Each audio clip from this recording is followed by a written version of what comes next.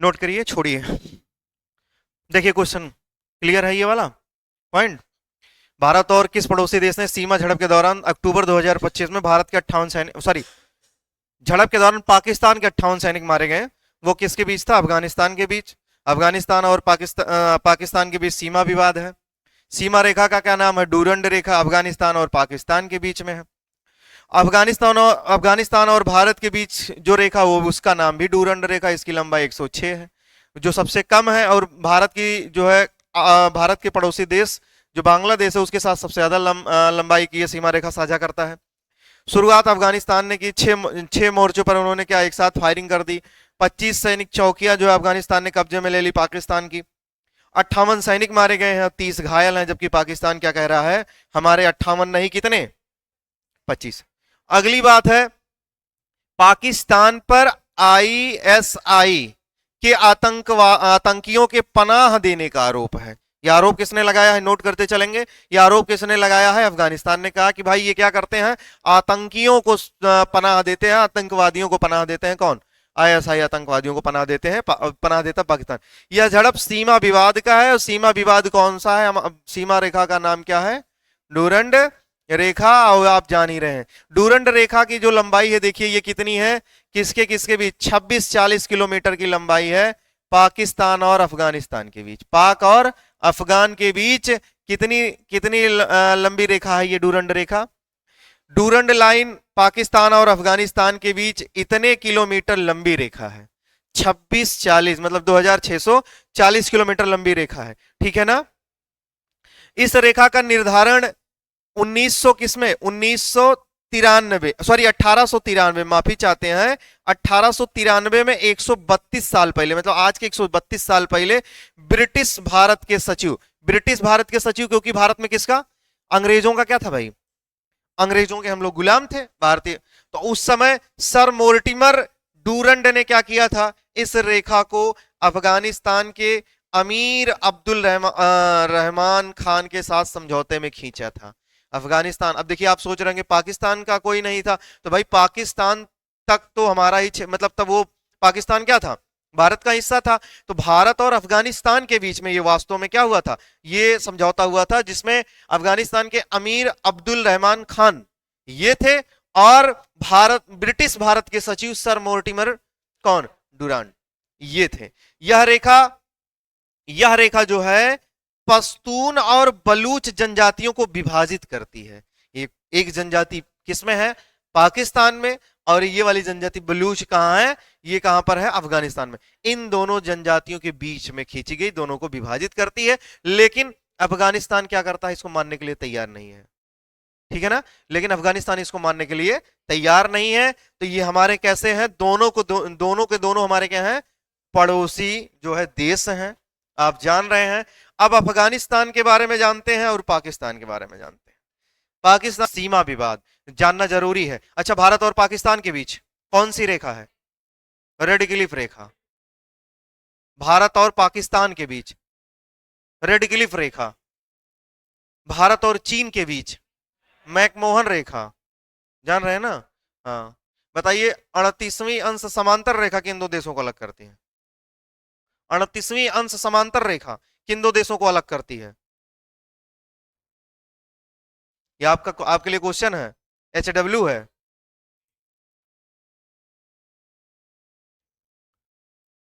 उत्तरी कोरिया और दक्षिणी कोरिया को 49वीं अंश समांतर रेखा कनाडा और रूस को अलग। बहुत बढ़िया, ऐसे जानने जरूरी है। और जिनको नहीं याद है वो जाकर के पढ़ लें, इन सब चीजों को नोट कर लें। आगे बढ़ते हैं। कौन सा? गुप्त वंश। कौन सा वंश? गुप्त वंश। गुप्त वंश में एक बात हुई थी किसकी? अस्कंद गुप्त की। किसकी बात हो रही थी? अस्कंद गुप्त की। और अस्कंद गुप्त में आपको बताना था क्या?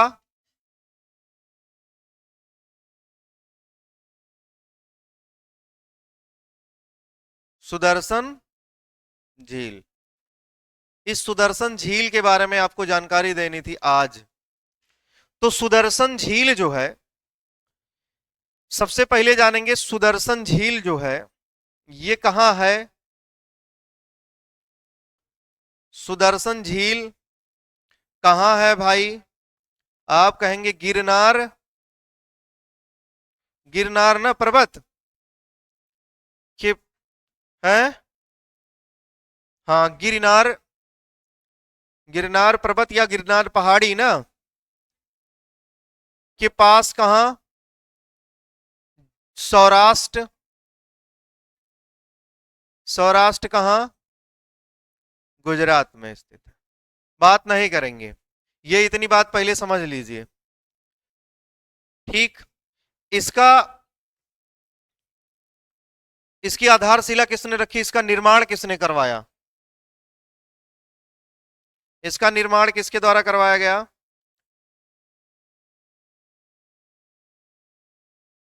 आप जान नहीं पाएंगे, पहले बात समझ लीजिए तभी आपको समझ में आएगी बात को।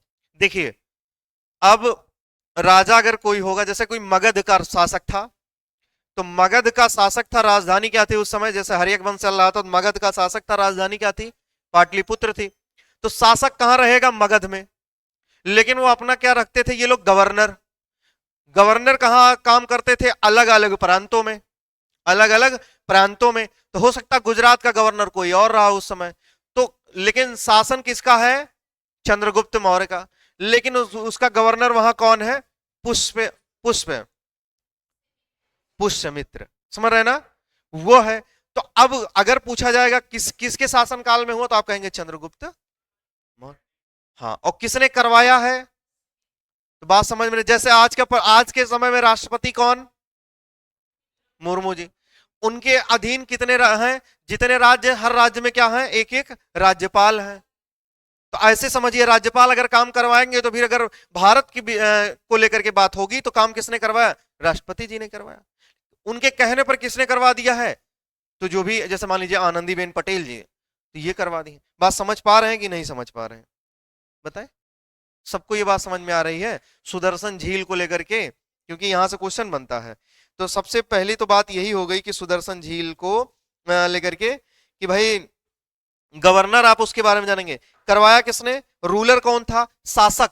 तो यहां पहले हम जान लेंगे कौन है, वो है शासक। यहां है कौन? राज्यपाल। समझ पा रहे हैं? ये बात समझ रहे हैं कैसे हो रहा है ये? शासक कोई और होगा और राज्यपाल उसको करवाने वाला अलग हो। तो सबसे पहला जो निर्माण हुआ तो किसने करवाया? चंद्रगुप्त। उस समय शासक कौन था? चंद्रगुप्त मौर्य। भाई बात काहे कर रहे हैं, आप बताएंगे? चंद्रगुप्त मौर्य क्या था उस समय? शासक था। इसका राज्यपाल कौन था? नाम जानना बहुत जरूरी है। यह रूलर था चंद्रगुप्त मौर्य। पुष्य, पुष्यगुप्त या पुष्पगुप्त, मित्र नहीं था। पुष्यगुप्त ये था क्या? उसका राज्यपाल था पुष्यगुप्त। पुष्यगुप्त क्या था? इसका राज्यपाल था। और इसने ही क्या करवाया है? इसने ही, या पुष्प गुप्त, ये दोनों में से कोई एक नाम मिलेगा। पुष्प या पुष्यगुप्त, इन दोनों में से कोई एक नाम मिलेगा। निर्माण जब हुआ है, निर्माण किसका हुआ है? निर्माण करवाया किसने? निर्माण करवाया चंद्रगुप्त मौर्य। उस समय शासक था और राज्यपाल जो था वो पुष्यगुप्त था। किसका निर्माण? किसका किसका जो है, किस चीज का निर्माण करवाया? सुदर्शन झील का, जो कहां है? गुजरात में, सौराष्ट्र जगह वहीं पर। ठीक ना, गिरनार पर्वत के। अगली बात, सबसे पहली बार क्या करवाया गया? जीर्णोद्धार।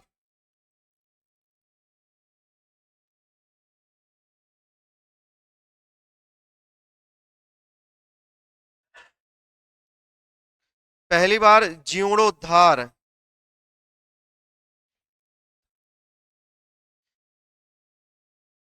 किसने करवाया पहली बार? अशोक ने।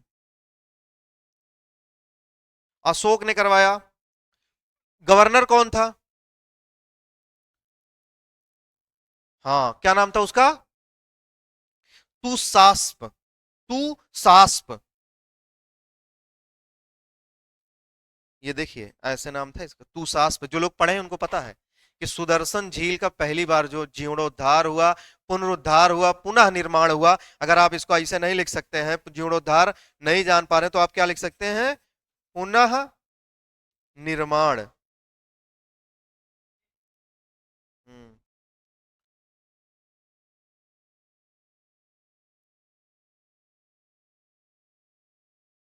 पुनः निर्माण किसने करवाया? पुनः निर्माण का मतलब दोबारा बार उसका निर्माण। दोबारा मतलब मरम्मत किसने करवाया? आप ये ना जानिए तो क्या लिख सकते हैं? मरम्मत। जीर्णोद्धार कुछ भी जानिए। पुनरुद्धार किसने करवाया? पहली बार अशोक ने। दोबारा, दोबारा किसने करवाया? आप कहेंगे अच्छा अशोक किस वंश से था? हैं? मौर्य वंश से। ठीक है ना? दोबारा किसने करवाया? रुद्र दामन ने। रुद्र दामन किस वंश से था? शक था ये। ठीक है ना? शक था। जब ये शासक था उस समय किसने करवाया था? इसका सेनापति कौन था, सॉरी इसका राज्यपाल कौन था? उसका नाम है सुबिसाख्य। सुबिसाख्य। सुबिसाख्य।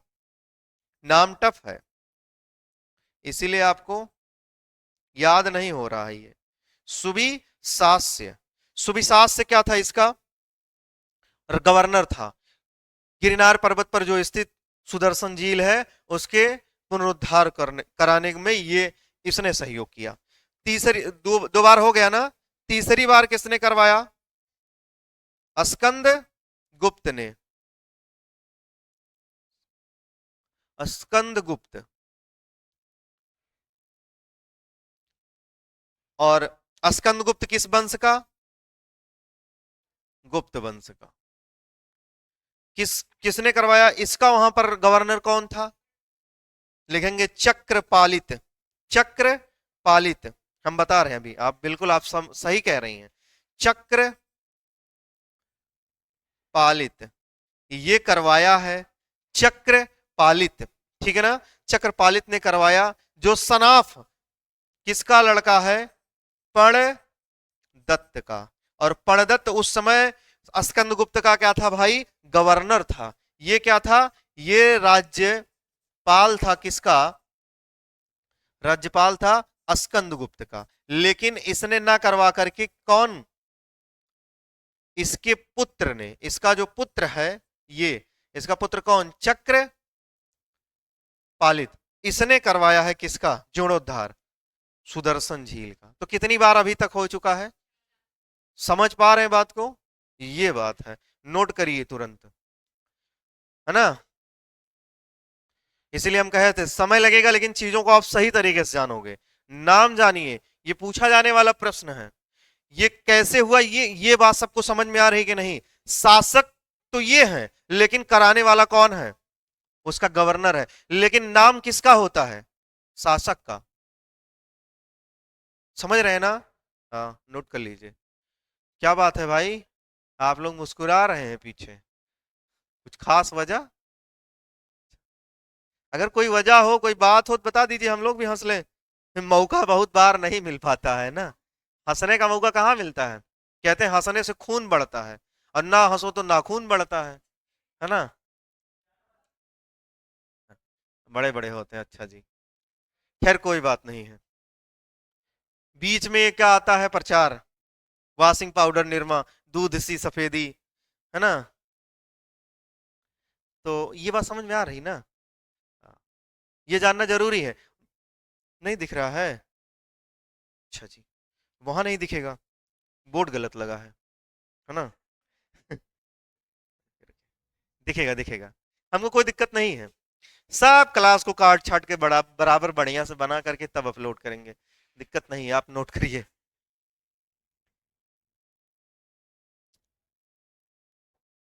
ठीक है भैया?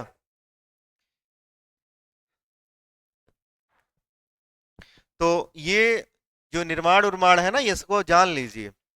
निर्माण किसने करवाया? कलाप मौर्य आपने बताया था, चंद्रगुप्त मौर्य ने। बाकी किसी ने नहीं बताया कि सुदर्शन झील का जो बनाने का जो सबसे पहला श्रेय जाता है वो चंद्रगुप्त मौर्य का टाइम पे बना था सुदर्शन झील। और ये पूछा जाता है। मौर्य और मौर्य, हाँ ठीक है, जानना जरूरी है। तुसास्प, तुसास्प ये अशोक के क्या थे, राज्यपाल थे। और सुविशास्य ये रुद्रदामन के। और चक्रपाली तो इनके प्रणदत्त के क्या थे, पूत थे भाई, पुत्र, इनके द्वारा करवाए। बाकी पुष्यगुप्त या पुष्प्य, पुष्प्य गुप्त, वो आधा पा है या में, जो इधर तरफ पुष्प इसने किसके टाइम पे बना ये नहीं पता है। हम्म? अंबेडकर नगर में झील है, वाह, माला लाओ।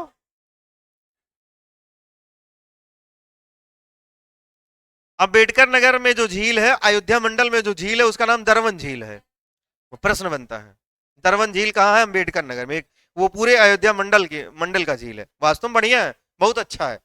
सही आप कह रहे हैं, उसको पश्चिम बिहार बनाया जा रहा है, ऐसा नहीं है। ठीक है ना, उसके मतलब सफाई भी की गई। लेकिन हम आपसे पूछ रहे गोविंद बल्लभ पंत झील कहाँ स्थित है, किसके टाइम पे बना है, कैसी झील है। पहला तो जवाब मिल गया, कृत्रिम झील है, लेकिन कहाँ है, कैसे है, क्या है। या ऐसे प्रश्नों को माना माना नहीं जाता है। ठीक है ना। अभी आप पढ़ रहे थे किसके बारे में, स्कंद गुप्त के बारे में।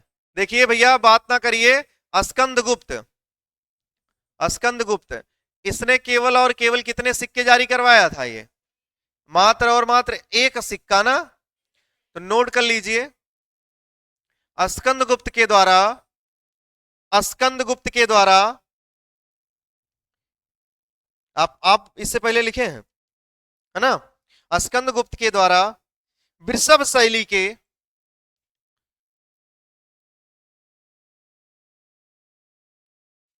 वृषभ शैली के, वृषभ शैली के नए सिक्के जारी किए गए थे। वृषभ शैली के नए सिक्के जारी किए गए थे। एकमात्र सिक्का इसके द्वारा जारी किया गया था, वो भी किस शैली में था, वृषभ शैली का एकमात्र सिक्का जारी किए गए थे। क्या हो गया, सॉरी, हाँ हाँ कोई बात नहीं जी। वृषभ, सही है ना, शैली के एकमात्र क्या,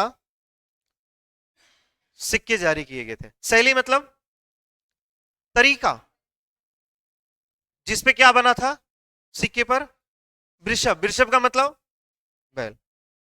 वही उसी सिक्के के क्या, मतलब उसी शैली का क्या था, एक सिक्का जारी किया था, किसने, स्कंद गुप्त ने। स्कंद गुप्त के कुछ अभिलेख, स्कंद गुप्त के कुछ अभिलेख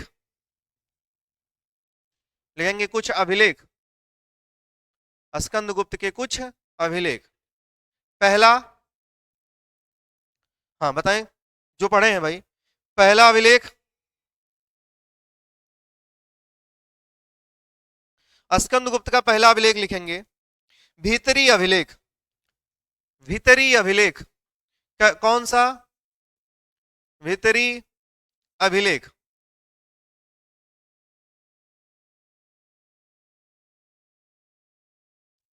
हाँ, भीतरी अभिलेख, इसके बारे में जानिए, ये कहाँ स्थित है, लिखेंगे, भीतरी अभिलेख लिखिए गाजीपुर में। कहाँ स्थित है, गाजीपुर, गाजीपुर उत्तर प्रदेश, आप लिख लीजिए गाजीपुर उत्तर प्रदेश। ये कहाँ है, गाजीपुर उत्तर प्रदेश।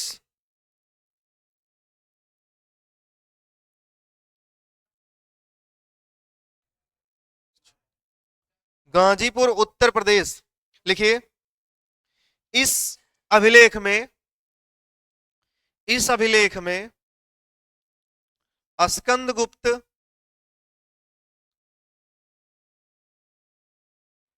इस अभिलेख में स्कंद गुप्त और हूणों के बीच युद्ध का वर्णन है। किसका वर्णन है, स्कंद गुप्त और हूणों के बीच युद्ध का वर्णन है। कौन से अभिलेख में है, भीतरी अभिलेख में। ठीक है, आगे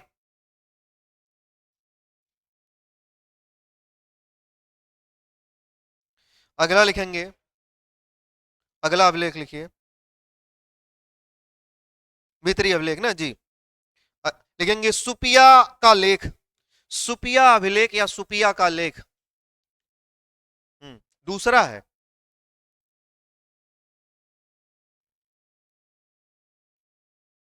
सुपिया लेख या सुपिया का अभिलेख। देखिए यह कहां स्थित है? यह लेख मध्य प्रदेश, कहां स्थित है? मध्य प्रदेश, एमपी में, मध्य प्रदेश के रीवा जिले में, एमपी के कहा? रीवा में, मध्य प्रदेश रीवा जिले में स्थित है। ठीक है, लिखेंगे इसमें गुप्तों की वंशावली, इसमें गुप्तों की वंशावली, वंशावली घटोत्कच के समय से मिलती है। गुप्तों की वंशावली घटोत्कच के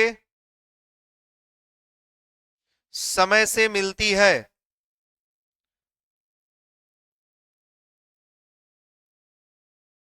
अर्थात अर्थात गुप्त वंश का संस्थापक घटोत्कच को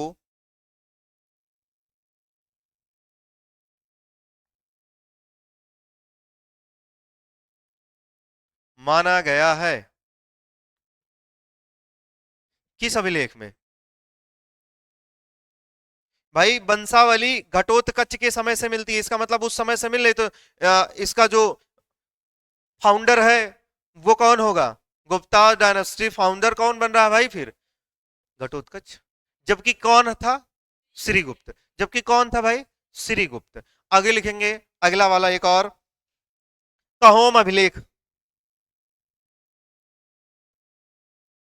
यार माना गया है।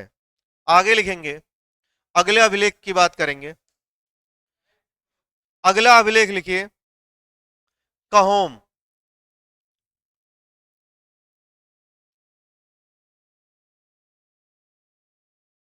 कहोम अभिलेख, कहोम अभिलेख लिखिए उत्तर प्रदेश के गोरखपुर जिले में है। उत्तर प्रदेश के कहा भाई? गोरख,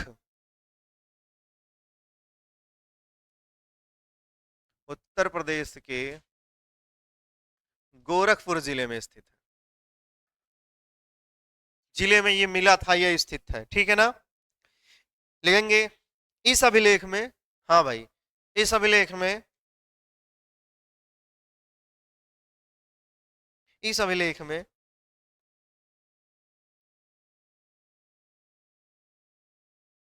इस अभिलेख में स्कंदगुप्त को सकादित्य, काम क्या हुआ था? क्या लिखा हुआ था?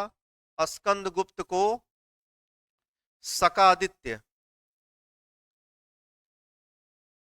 की उपाधि, सकादित्य, स्कंदगुप्त को सकादित्य की उपाधि का वर्णन है।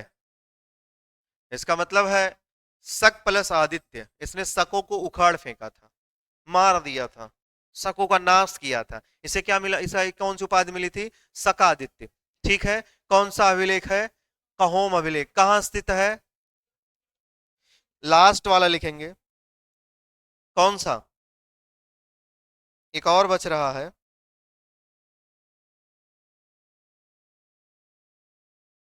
वो था जूनागढ़ का अभिलेख। हो गया था ना? बताया था कि नहीं बताया था आपको? जूनागढ़ का अभिलेख। जूनागढ़ कहाँ है? सौराष्ट्र, गुजरात में। और हूणों को परास्त किया था, इस यहां पर भी यही बात पता चलती है। और चक्रपालित द्वारा सुदर्शन झील का जो निर्माण किया गया है, इसका उल्लेख कहाँ है? जूनागढ़ के अभिलेख में। तो आप चाहे तो लिख लीजिए, जूनागढ़ के अभिलेख से, जूनागढ़, जूनागढ़ अभिलेख ये कहाँ है? जूनागढ़ का अभिलेख सौराष्ट्र, गुजरात स्थित है। इसमें क्या है? सुदर्शन झील। सबसे बड़ी बात यह है, सुदर्शन झील, सुदर्शन झील के पुनर्निर्माण, के पुनः निर्माण, ठीक है ना? सुदर्शन झील के पुनर्निर्माण।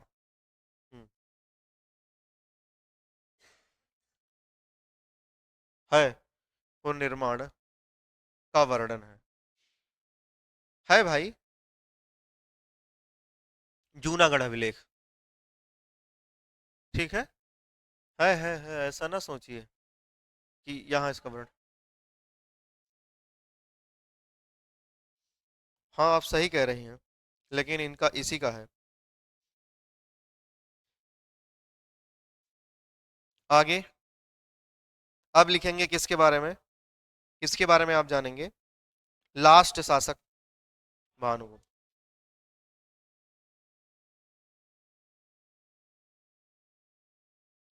लिखेंगे, और तो आए हैं बहुत से शासक हैं, लेकिन हाँ हाँ, लेकिन हमें किसके बारे में जानना है?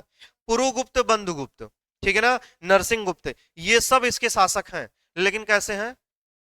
अयोग्य हैं, योग्यता नहीं है शासन की। तो इसीलिए हम किसको पढ़ते हैं? भानुगुप्त। आप यहीं से समझ लीजिए, स्कंदगुप्त के बाद धीरे धीरे ये क्या, गुप्त वंश समाप्त होता चला गया, योग्य शासक नहीं है। तो आप पढ़ेंगे किसके बारे में? भानुगुप्त, गुप्त वंश में भानुगुप्त, भानुगुप्त के बारे में जानेंगे। और भानुगुप्त से आप एक बात जानेंगे, इसके समय में एक एरण अभिलेख का उल्लेख मिलता है, आपको पहले बता चुके हैं। कौन सा? एरण अभिलेख 510 ईस्वी में। सुन लीजिए बात को, एरण अभिलेख 510 ईस्वी में, जिसमें सबसे पहले किसका वर्णन है? सती प्रथा का। इसी का मित्र था, इसी का सेनापति था गोपराज। उसी का क्या हुआ था? उसी की मृत्यु हो गई थी। कैसे मृत्यु हुई? युद्ध में, हूणों के समय, हूणों के टाइम, मतलब हूण के आक्रमण के समय, हूण और ये भानुगुप्त का जो सेनापति था गोपराज, जब युद्ध हुआ उसी में किसकी मृत्यु हो गई? गोपराज की। और उसकी पत्नी ही सबसे पहले क्या हुई? सती हुई। इसी का उल्लेख मिलता है। भानुगुप्त के बाद जो भी शासक आए, जैसे क्या कहते, कुमार गुप्त द्वितीय, विष्णुगुप्त, ये सब क्या है, आते गए और जिसका कोई मतलब नहीं निकलता है।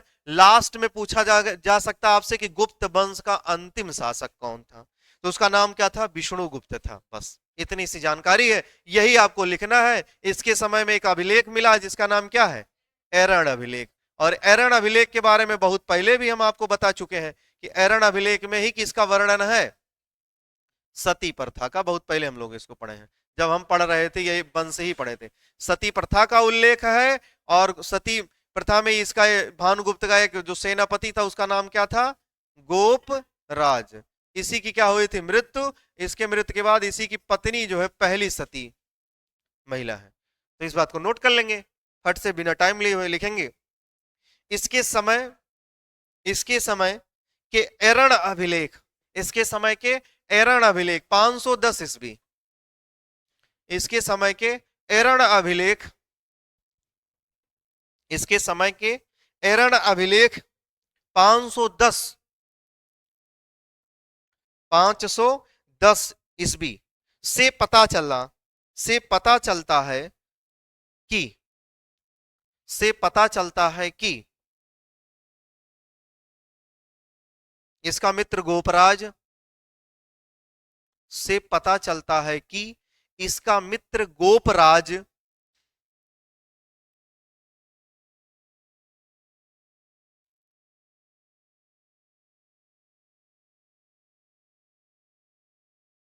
हूणों के विरुद्ध, हूणों,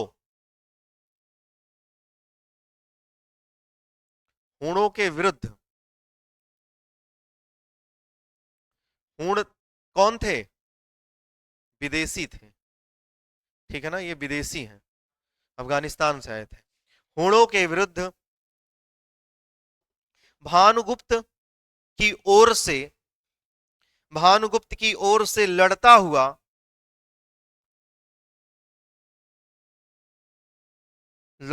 मारा गया, लड़ता हुआ मारा गया। उसकी पत्नी, लड़ता हुआ मारा गया, उसकी पत्नी अग्नि में जलकर मर गई।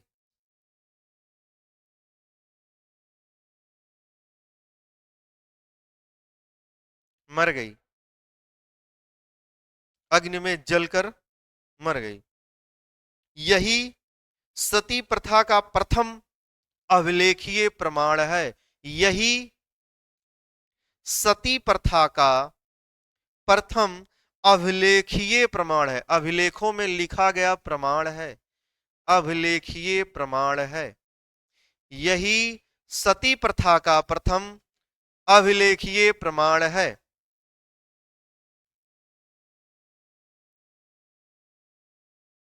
आगे लिखेंगे, भानुगुप्त के बाद वैन्यगुप्त,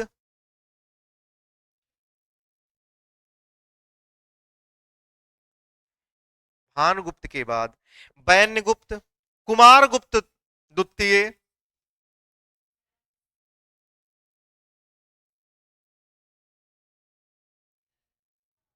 तथा विष्णुगुप्त, विष्णुगुप्त शासक हुए, शासक हुए। ठीक है, लास्ट की लाइन जो है आपके लिए इंपॉर्टेंट है, वो ये है, गुप्त वंश का अंतिम शासक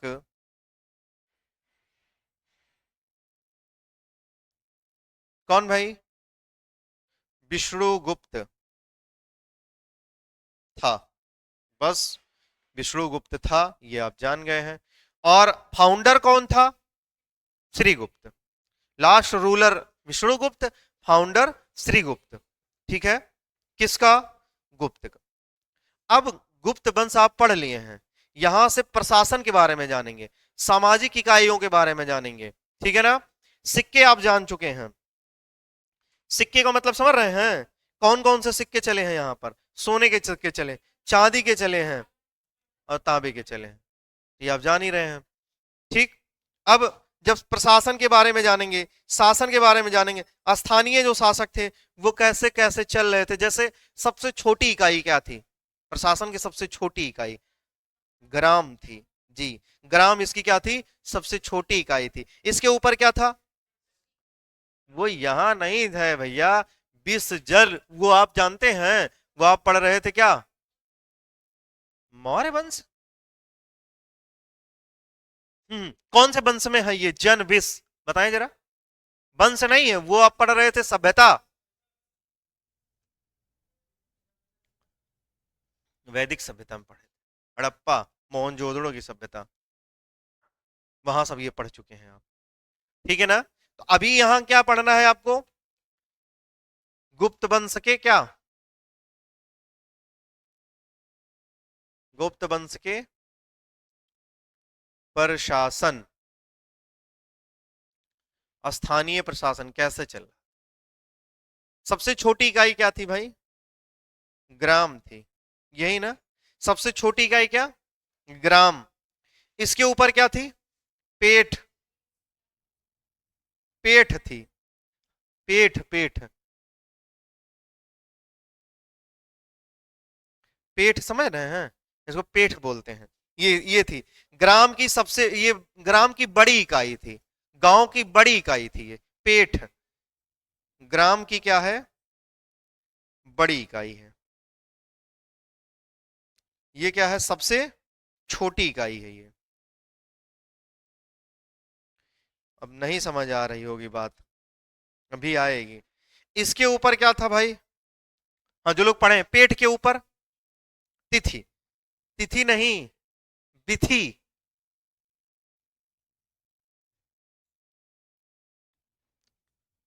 वो थी बिथी। बिथी का मतलब तहसील। क्या थी ये? तहसील थी। बिथी क्या थी? तहसील। ये समझ पा रहे हैं कुछ क्या है, ये कैसे है? इसके ऊपर क्या था? विषय। इसके ऊपर क्या था? विषय। विषय क्या है? विषय का मतलब क्या था? आज का जिला। और इसके ऊपर फिर क्या था? देशभक्त। उसे बोलते थे देश था, या कहिए भुक्ति था, या कहिए अवनी था। देश कहिए, आप देश कह सकते हैं, या अवनी कह सकते हैं, या भुक्ति। इसके ऊपर क्या था फिर? साम्राज्य था। साम्राज्य। और इसको आप क्या कह सकते हैं? अवनी मतलब क्या होता है? प्रांत। जानते कि नहीं जानते? हाँ। और साम्राज्य का मतलब क्या होता है? अब आज के समय में समझिए, साम्राज्य क्या है? आपका देश है। साम्राज्य आपका क्या है? देश है। और जो देश या अवनी या भुक्ति जो है, ये क्या है? आपके राज्य हैं, जिन्हें आप प्रांत कहते हैं। जो विषय है वो आपका जिला हो गया। जो जिला है, जिले के अब पहले तो, अब जिले में मतलब वही तहसील होती है ना? एक जिले में क्या कई तहसीलें हो सकती है ना भाई? हो सकती कि नहीं हो सकती, पहले ये बताओ। हो सकती ना? तो तहसील है। और जब कई तहसीलें, कई तहसीलों के बाद क्या बनता है? पेट बनता है, जिन्हें आप ब्लॉक कहते हैं। ठीक है ना? और उसके बाद फिर क्या है? ग्राम है। कुछ समझ में आ रही बात को?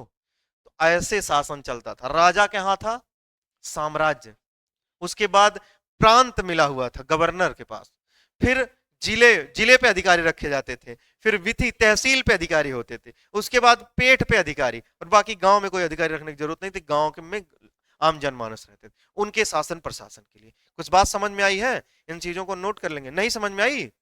आई ना? तो नोट करेंगे इस बात को भाई। ये गुप्तकालीन स्थानीय प्रशासन थे, इस हिसाब से ये शासन प्रशासन चल रहा था।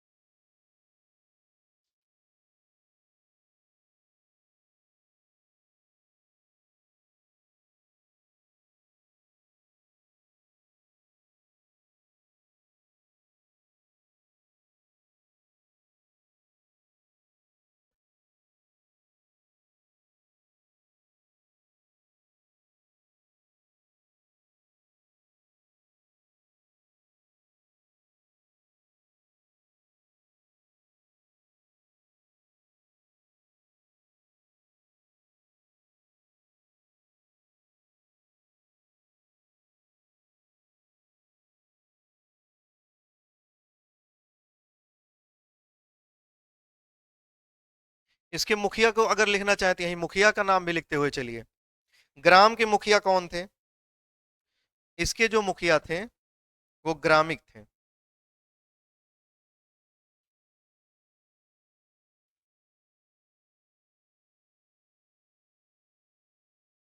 ग्रामिक।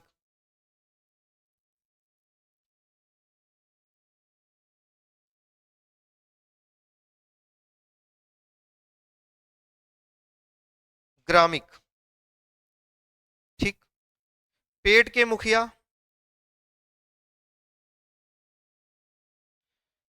पेटापति। पेटपति। विधि के मुखिया?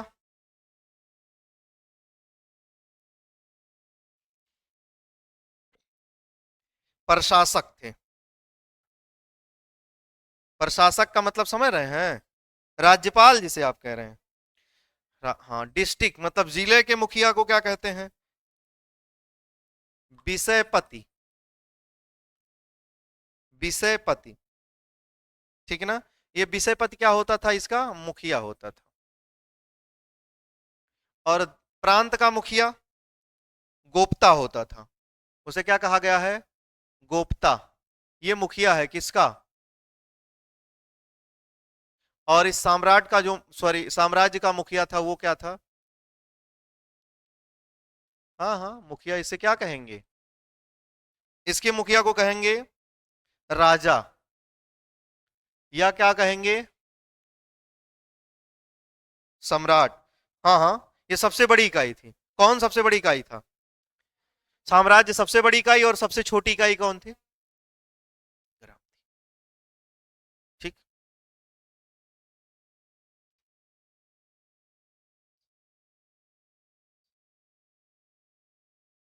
जी।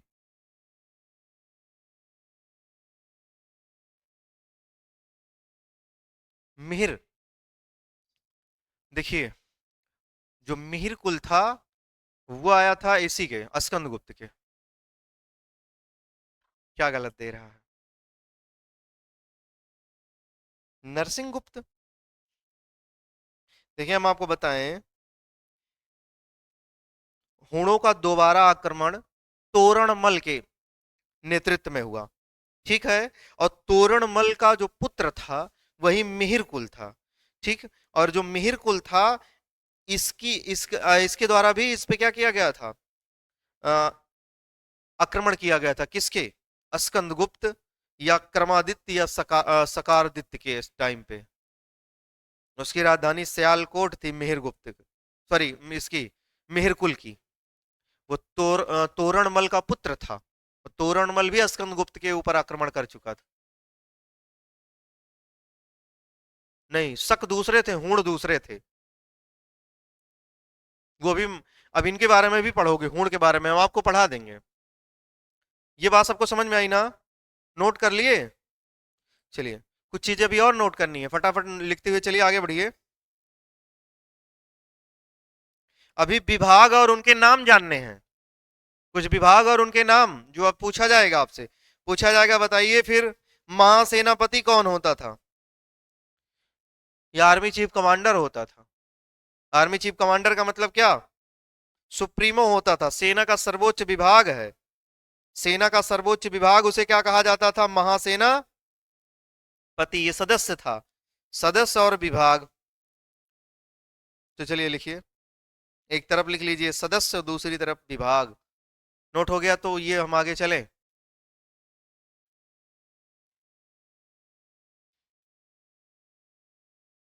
सदस्य और विभाग। सदस्य और विभाग। सदस्य में नोट करिए, महासेना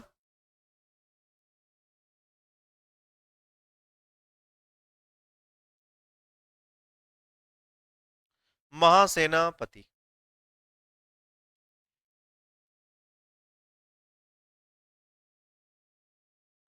महासेनापति। ये क्या है? सेना का सर्वोच्च, सेना का सर्वोच्च अधिकार। सेना का सर्वोच्च अधिकार। सेना का सर्वोच्च अधिकार लिखेंगे। महाली महालेलुपति। महालेलुपति। महालेलुपति। ये कौन होता था? गज सेना का अध्यक्ष। गज सेना का अध्यक्ष। इसका मतलब समझ रहे हैं? हाँ, जो हाथी सेना थी उसका अध्यक्ष था, उसे क्या कहते थे? महालेलुपति। महालेलुपति। लिखेंगे महा। अब इसके नाम से ही आप जान जाएंगे, जैसे ही नाम लिखेंगे महास्वापति। महास्वापति मतलब अश्व का। अश्व का मतलब घोड़ा। आप कहेंगे अश्व सेना का अध्यक्ष। अश्व सेना का अध्यक्ष। आगे, महासंधि विग्राहिक।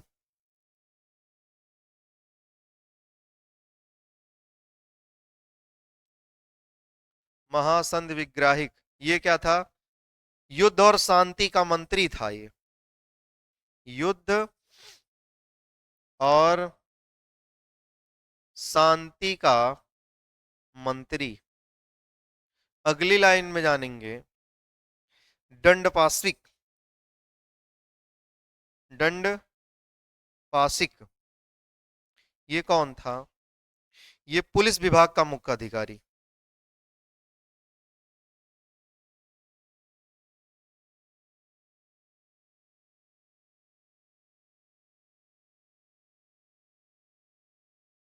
पुलिस विभाग का मुख्य अधिकारी।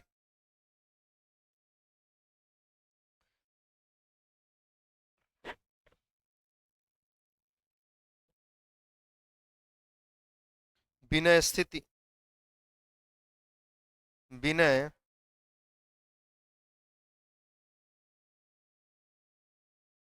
स्थिति स्थापक। विनय स्थिति स्थापक। धार्मिक मामलों का प्रमुख अधिकारी।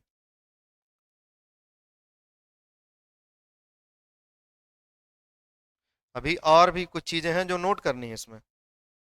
अभी आज के लिए इतना ही। ठीक है, आज के लिए इतना ही। बाकी कल करवाते हैं, कुछ क्वेश्चन करवा देंगे आप।